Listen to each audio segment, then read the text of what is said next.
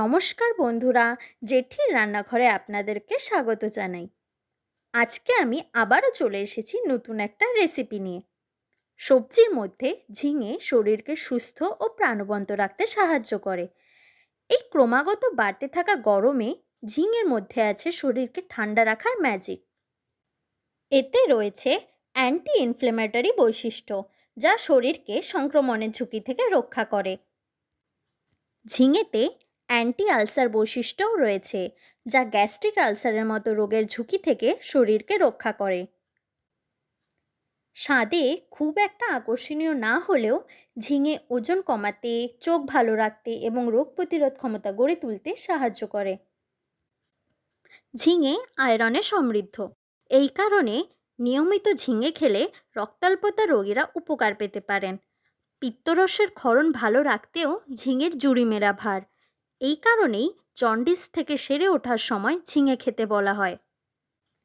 আমার এই রেসিপি আপনাদের যদি ভালো লাগে তাহলে একটি লাইক কিন্তু অবশ্যই দেবেন। আর নতুন নতুন রেসিপি পেতে নিচে থাকা সাবস্ক্রাইব বাটনে ক্লিক করে আমাদের পাশে থাকবেন। তাহলে চলুন আর বেশি ভাট না বকে রেসিপিটি শুরু করা যাক। রেসিপিটি তৈরি করতে আমাদের লাগবে দুটি ঝিঙে। ঝিঙেগুলোকে আমি এভাবে ছোট ছোট করে কেটে নিয়েছি। সাথে নিয়েছি সামান্য পরিমাণ কোরানো নারকেল ও 3টি কাঁচা লঙ্কা কুচানো। প্রথমে কড়াই গরম করে তাতে 2 টেবিল চামচ সর্ষের তেল দিয়ে দিলাম। তেল গরম হয়ে এলে তাতে 2টি শুকনো লঙ্কা এবং 1 চা চামচ সরিষা ফোড়ন দিলাম।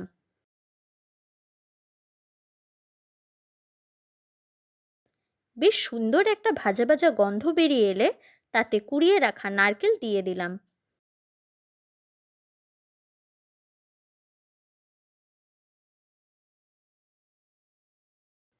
নারকেল সামান্য ভাজা ভাজা হয়ে এলে তাতে দিয়ে দিলাম কুচি করে কেটে রাখা লঙ্কা, সাথে হলুদ পরিমাণ মতো ও লবণ স্বাদ মতো।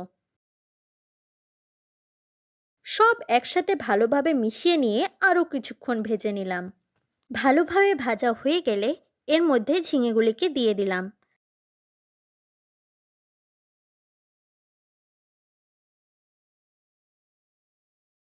সব কিছু একসাথে মিশিয়ে নিয়ে ঝিঙেগুলি সিদ্ধ হবার জন্য একটু ঢেকে দিলাম।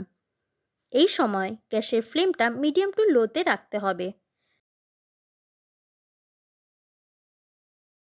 2-3 মিনিট পর ঢাকা খুলে একটু নাড়িয়ে দিলাম। দেখুন, ঝিঙে থেকে বেশ পরিমাণ জল বেরিয়েছে।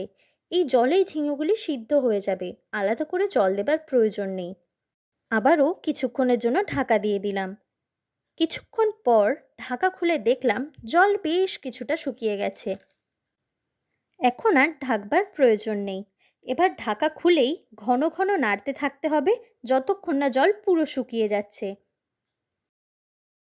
দেখুন, ঝিঙেটি কি সুন্দর মাখো মাখো হয়ে গেছে এবং এর টেক্সচারে কি সুন্দর একটা তেলতেলে ভাব চলে এসেছে। আমাদের ডিশটি তৈরি হয়ে গেছে। গরম গরম ধোয়া ওঠা ভাতের সাথে এই ডিশটি খেতে জাস্ট অসাধারণ। রেসিপিটি আপনাদের কেমন লাগলো তা কমেন্ট সেকশনে অবশ্যই জানাবেন। রেসিপিটি ভালো লেগে থাকলে অবশ্যই লাইক করে সাবস্ক্রাইব করে দিন এবং ভিডিওটি শেয়ার করে দিন আপনার পরিবারজনের সাথে। Thank you.